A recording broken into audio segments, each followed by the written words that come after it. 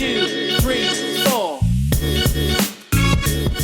Welcome to Don't Do That, the podcast where we talk about what not to do at work and beyond. As equity practitioners, we found ourselves often thinking that folks should stop doing things before they start doing things. Hence the title of our podcast, Don't Do That.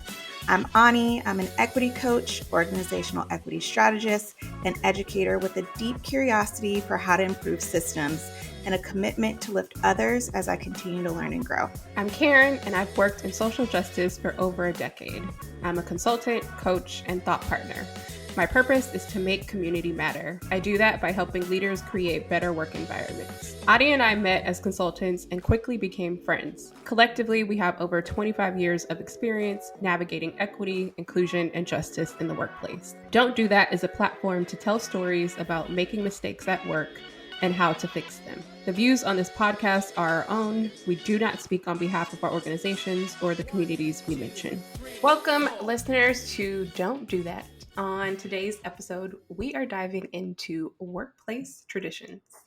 We are talking about the norms, rituals, and habits that make each work culture unique. These are the things that can really signal what an organization values, and it can signal, the differences that we have in the workplace and can leave some folks feeling left out. And so we want to dive into how to assess your workplace traditions and make sure that they work for your people and not just assume that they work for your people. So looking forward to this discussion, Anee. How are you today?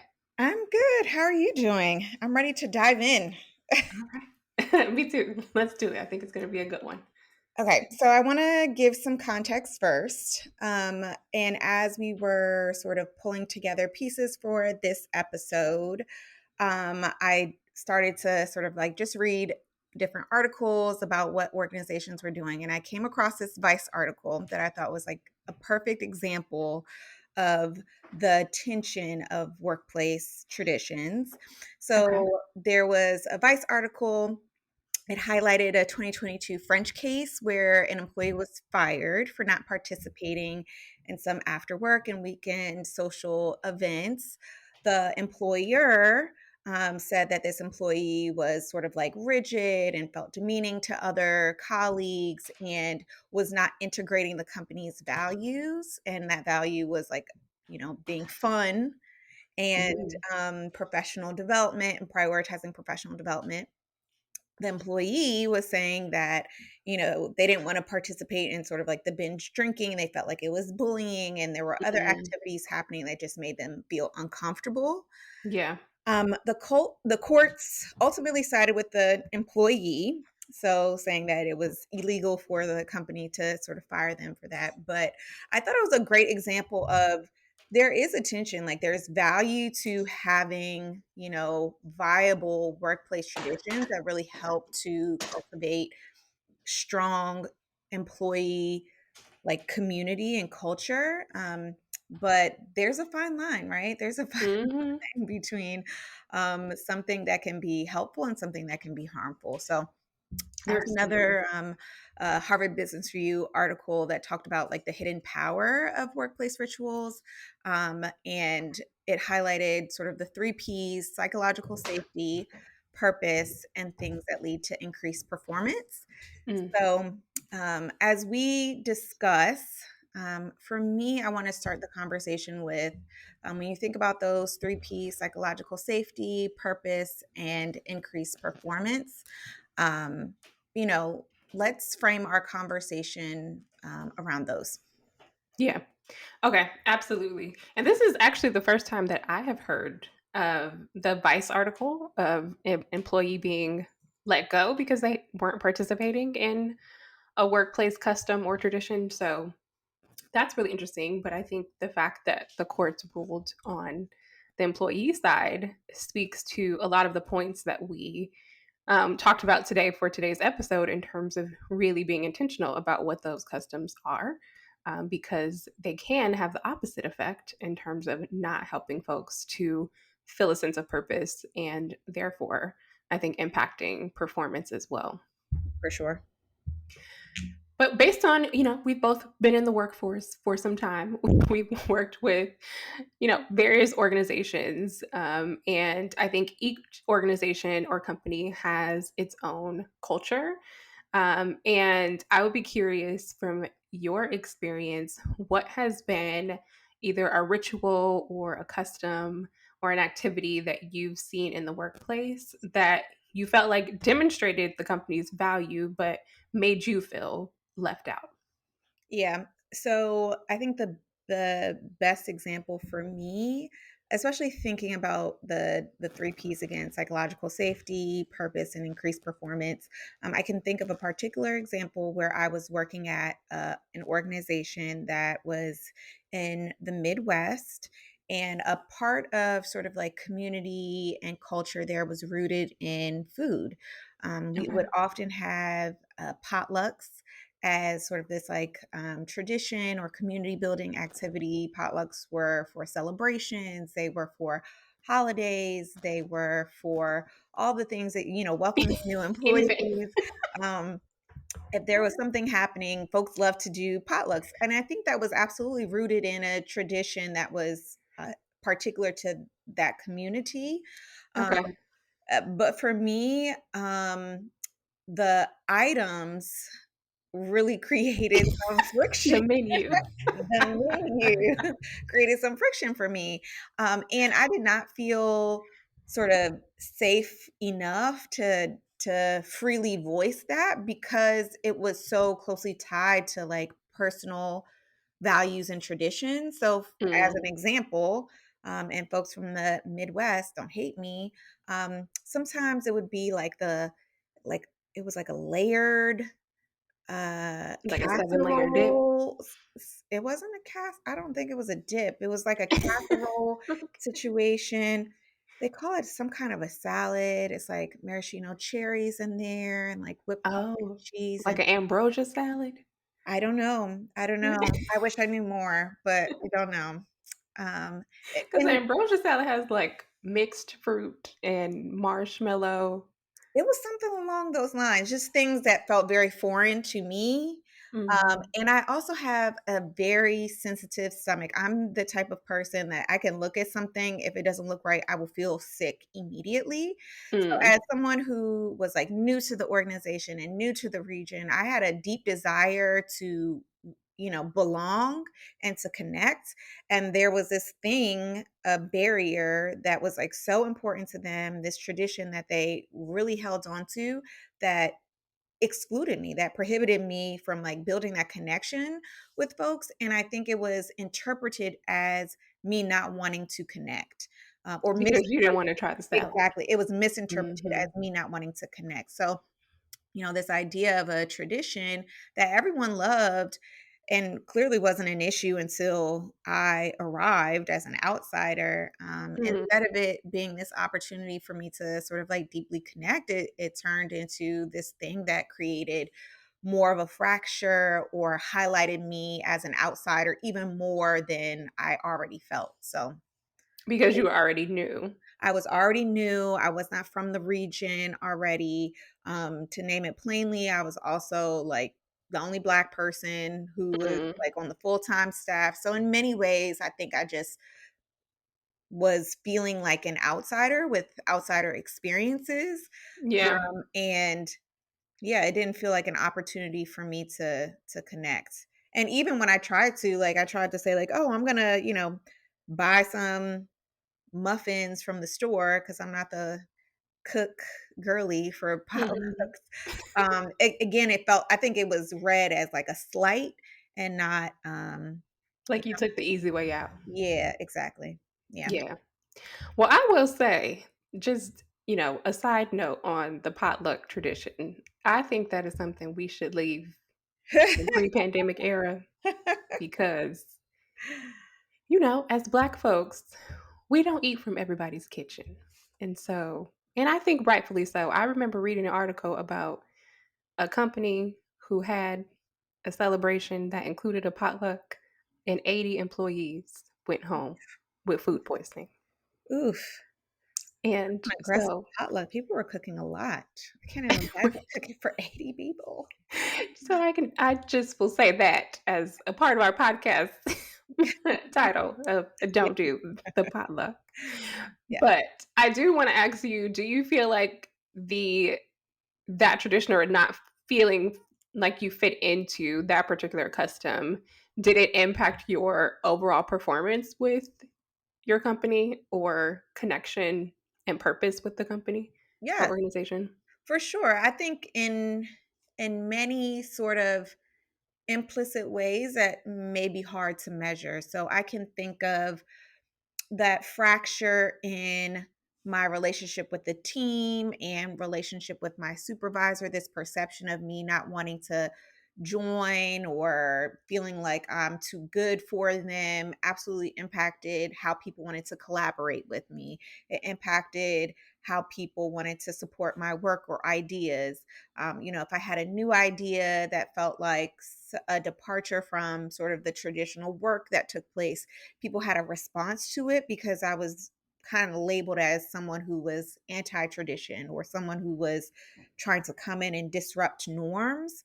Mhm. So I think, it did. I would say I would offer I still did great work, but it's hard to know like if I was supported more or people felt more willing to collaborate with me or if I had deeper connections, what that work could have looked like. So it's a unknown loss.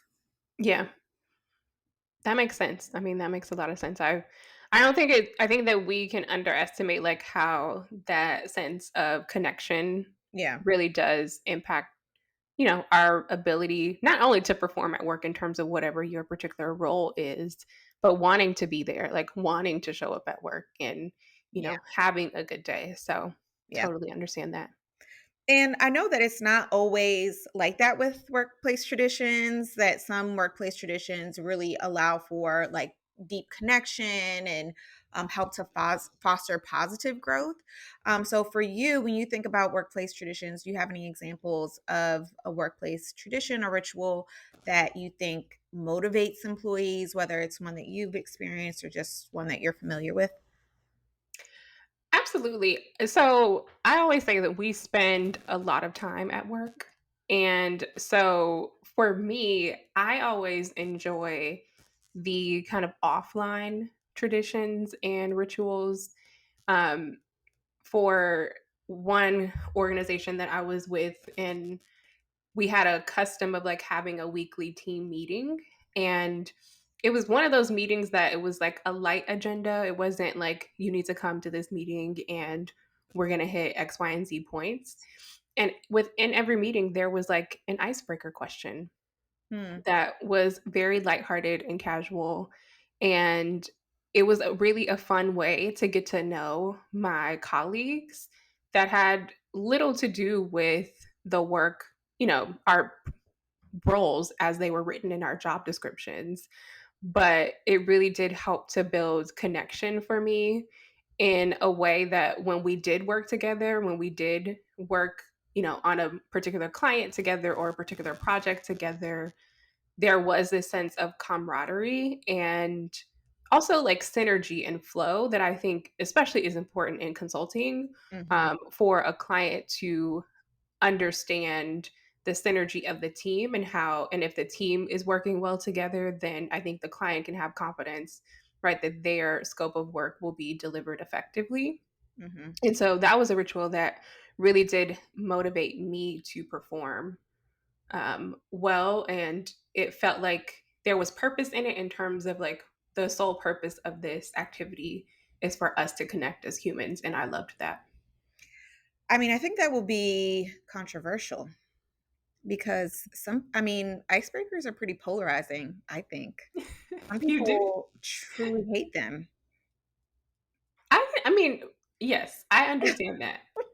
These Tell me about I what mean, I makes an think icebreaker polarizing. some folks who may be more analytical are like, I don't really like the soft social sciencey get to know you type of questions. I think for some folks I've seen this across like different generations. Some folks Mhm. who compartmentalize work to be work, and anything about my person is irrelevant to my work.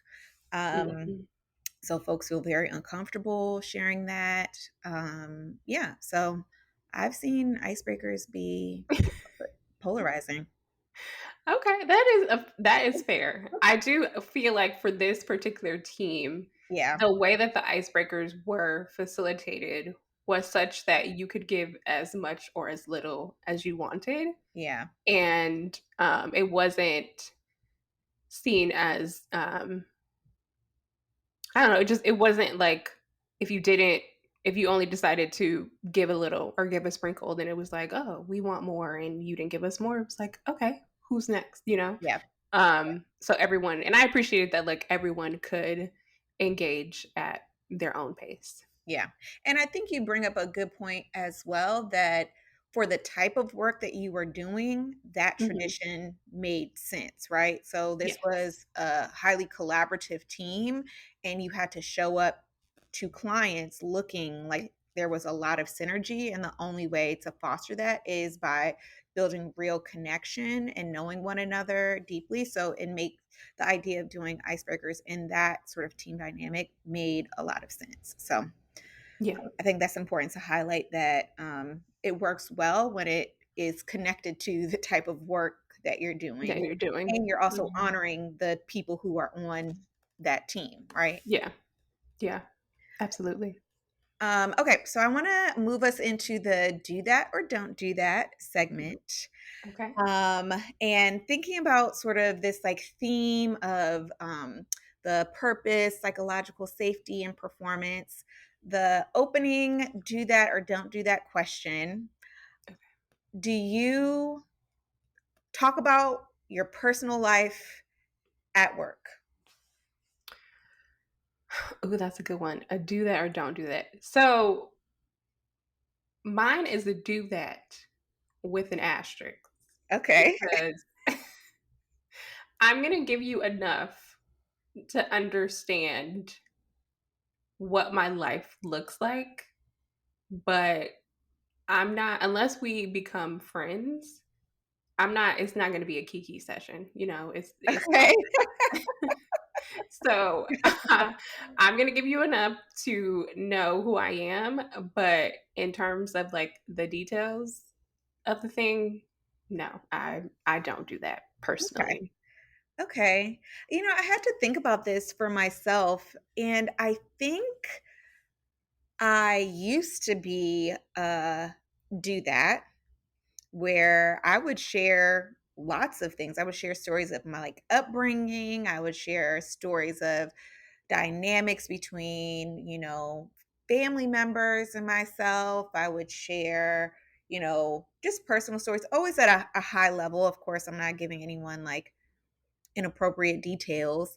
Um, but I did find, and this was in a role where I was unmarried and did not have children. I found that sometimes people would use personal details against me. So it could be like oh, well, I know you're not going to be busy this weekend. Like, do you mind picking up this like weekend program? Or, we were already talking about you having a personal interest in traveling to this place. Do you mind taking on this like new project here, or traveling to Mhm. this thing? So, yeah, I think now I'm more of a uh, don't do that. I would share pieces of my personality, but Okay. not necessarily pieces of my personal life if I can help it, right? I'm not going to lie. If somebody asks, like, do you have kids? I'm not going to be like, nope. But, What cute. yes, but I'm not leading with that, like, "So, let me show you pictures of my kids." Like, Yeah, I'm not leading with that, so I think that's fair. That is absolutely fair, and I have experienced that as a single person too, of people assume that your calendar is free yes, yeah, because it's not filled with a partner and some children, so yes. mhm. Yes.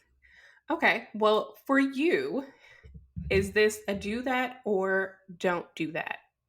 reply all emails? I love transparency.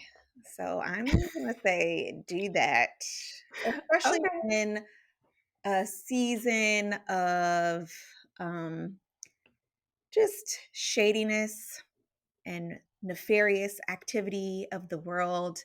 I just feel like let us all make it plain. Let's get on one accord. I'm not going to reply all sort of on something that can be answered, really quickly. But if Mhm. there's a trail of communication, we just want to get everyone on the same page. For sure, I'm replying all. Okay. Now, What? my attitude has shifted on the reply all emails Okay. because I have been at an organization that would send, the announcements would come from the proper channels, whether that be HR, operations, leadership. Yes. And then whatever the said announcement is, the tradition was for folks to reply all with the congratulations or this is so amazing or Oh, and I it's see. like after 50 of us saying that All of that. That's a my, different that's a my sender error. The sender should have put everyone on BCC. my inbox Yes. is done. So I did not like it Yes. initially. Yes. Now, I think because particularly when there is like positive announcements to your point, the world is can be a very dark place right now. And so piling on the congratulations actually feels like a moment of joy for me. So I've changed my reply all emails from a don't do that to a do that. Oh, that's nice. I hadn't even considered that kind of reply all. I was thinking of like the reply all of like everybody and their boss has been copied on the message and like are we replying all? I'm like, well, if we started with the all, we're going to continue with the all. I Okay. hadn't thought about like the org wide message where it's like congratulations, Karen got promoted and everyone's like, woohoo, go Karen. Like I hadn't thought about that reply all. I think yeah, like I said, I think that's a sender error. If it's a notification, the sender should just not allow people to reply all. So, okay. And then my question for you is Secret Santa?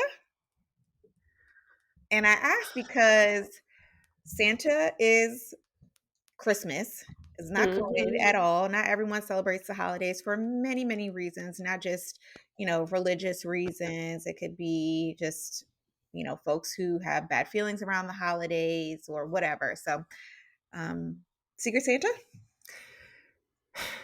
Yeah, this is a really good question. I am actually going to say don't do that. Okay. And for some of the reasons that you named, that framing something, particularly as a Secret Santa, when the way that folks engage with holidays is very different depending on their background and custom. And so that off the top can feel isolating.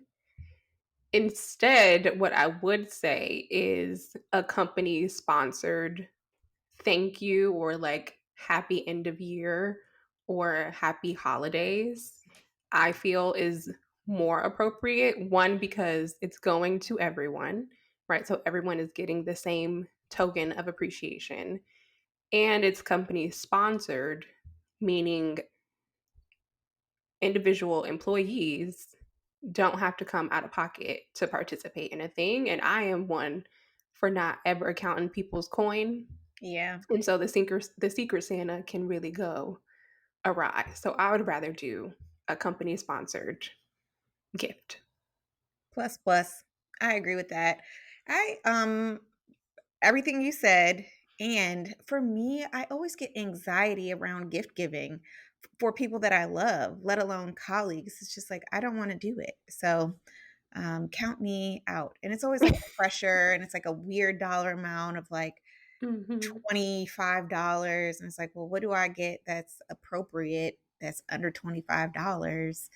I Yeah. don't know. And I don't want to be the person that's like, tremendously does it have to be exactly $25 or can I get you a $5 something? Am I going to look cheap if I went $5 and not $24? Or am I going to look like I'm showing off if I just do $30?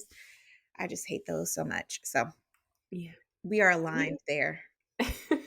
I, I love that. Secret Santa is a don't do that for us. Yeah.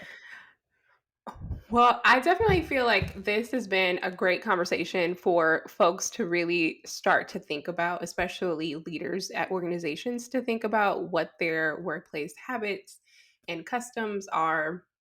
Because as we talked about, some of them can work for folks and some of them don't. So, what would you say are some of your final takeaways around workplace traditions?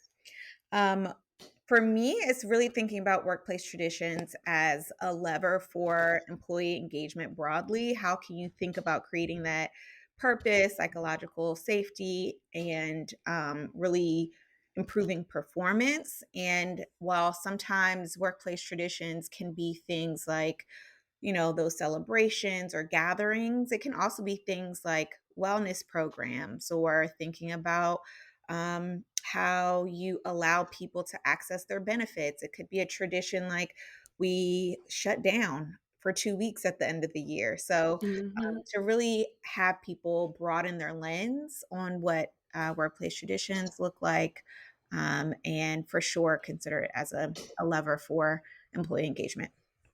Yeah, I would absolutely agree with you. And I would add just not assuming that your traditions work for everyone.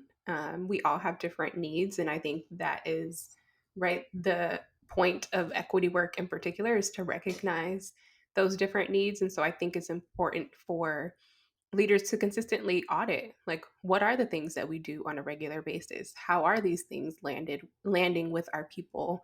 And are there ways that we need to refresh this, either because times have changed or because the needs of our people have changed? So, this was a great conversation. If you enjoy today's conversation, we would invite you to review the podcast wherever you listen to podcasts to help boost our engagement. We would also invite you to share this podcast with any peers or colleagues that you think could benefit from the conversation.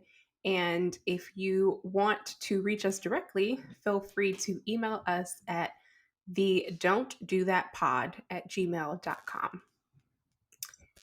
Thanks for today's conversation, Ani. We will definitely meet you all next time in the next episode. But until then, remember, Don't don't do do that. that.